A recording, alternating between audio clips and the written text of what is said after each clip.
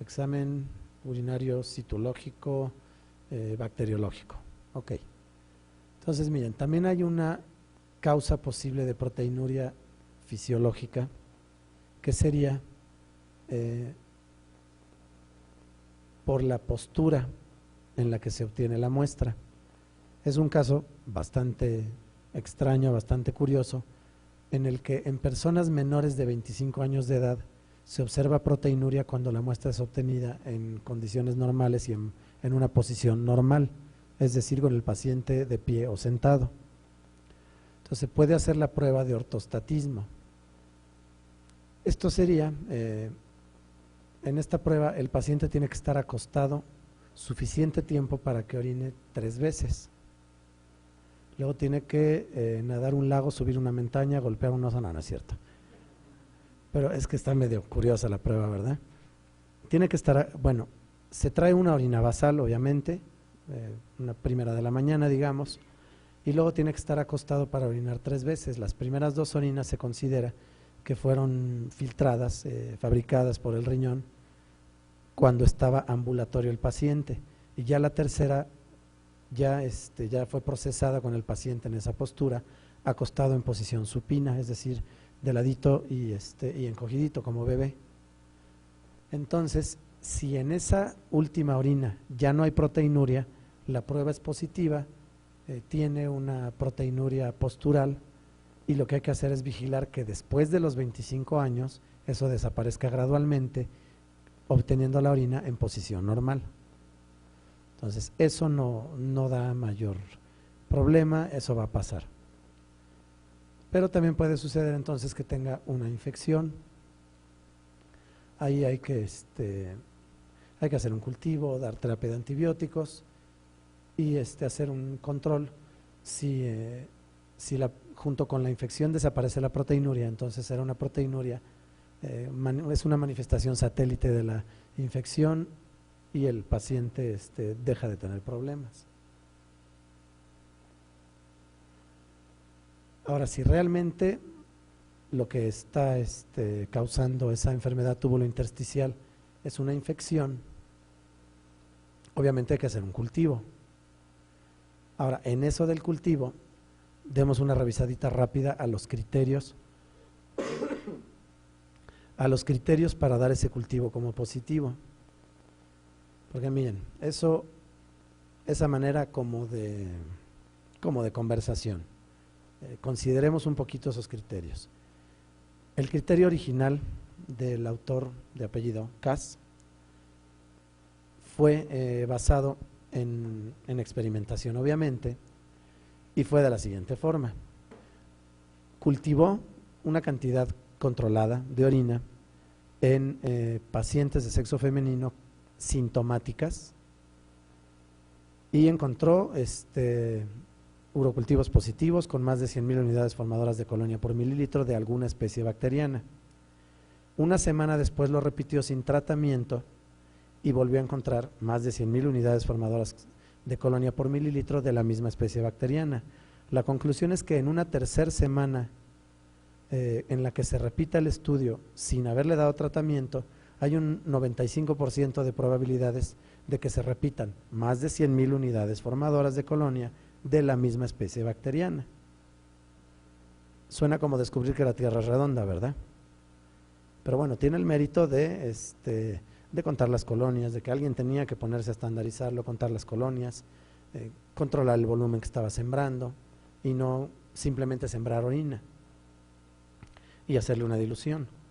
Entonces, los criterios son más de 100,000 unidades positivo, los criterios originales, menos de 10,000 negativo, y de 10,000 a 100,000 es muy difícil de determinar. Ese fue el criterio original. Entonces, ¿creen ustedes que deberíamos de seguir cerrados a ese simple criterio? Yo creo que no, porque miren, resulta que es paciente de sexo masculino con síntomas, ha tenido tratamiento, tiene un sedimento urinario completamente anormal, tiene piocitos, eritrocitos, todo lo que ustedes quieran, células renales, etcétera. y tiene 20.000 unidades formadoras de colonia por mililitro.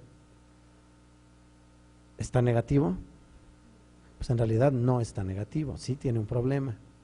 Hay por ahí algún artículo en la bibliografía al respecto que compara lo que se hace en un criterio muy cuadrado a las 100.000 unidades, lo compara con un cuentito mitológico en donde el rey, para escoger a quien trabajara cerca de él, los pasaba por una puertita como la de la feria para ver la estatura, porque pues el que osara querer estar junto al rey, pues tenía que estar seguro de lo que hacía, porque si era más alto que el rey, pues no puede haber nada más alto, entonces les cortaba los pies. Pero si había alguien más bajo de lo que él quería, pues tampoco, porque no quería chaparros, entonces los metía al potro hasta estirarlos y que dieran el tamaño. Obviamente es nada más un cuentito que habla del ego, no del ego examen general de orina, sino de la personalidad. Entonces, lo que comenta ese autor es que si cerramos el criterio a las 100.000 unidades, los estamos metiendo al potro, porque en el caso que les platiqué, que se regrese a su casa, que venga al laboratorio cuando tenga más de 100.000, y entonces pues ya le hacemos un antibiograma, y entonces ya cuánto más tejido perdió, ¿de acuerdo? Cuántas más funciones renales perdió. Entonces, miren, los lineamientos europeos para el uroanálisis mencionan más criterios, que yo creo que sí valen la pena tomarse en cuenta. Sería, para empezar, es decir, para considerarlo positivo teniendo una cuenta menor a las 100.000. Y sería, para empezar, que sea hombre o mujer. Si es hombre, por la situación anatómica y el camino que tienen que recorrer las bacterias, para llegar a contaminar la muestra y que no fuera renal, con paciente masculino se le puede bajar la cuenta. Luego, si es un patógeno primario, secundario o terciario, patógenos primarios son Escherichia coli y Staphylococcus saprophyticus. Y esto es porque ambos pueden infectar un tracto urinario completamente sano de una persona que ni siquiera esté con una deficiencia inmunológica, ni con ningún otro tipo de factor predisponente como obstrucciones, cálculos, sondas, nada, porque tienen factores de fijación a las células del tracto urinario y algunos otros factores de ataque que les permiten infectarlo.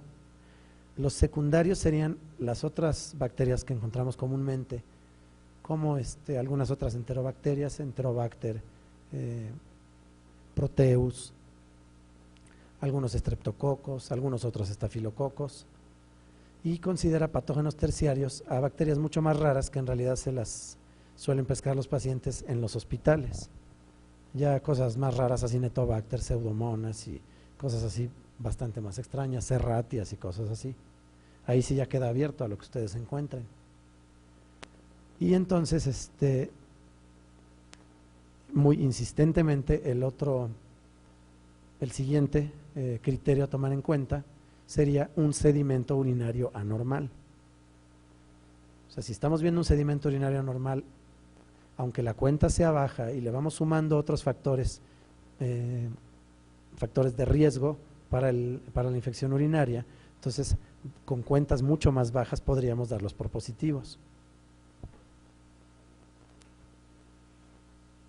Entonces también podemos encontrar la presencia del agente causal o algunos efectos del mismo. Es muy común que encontremos bacterias, es lo más común que encontremos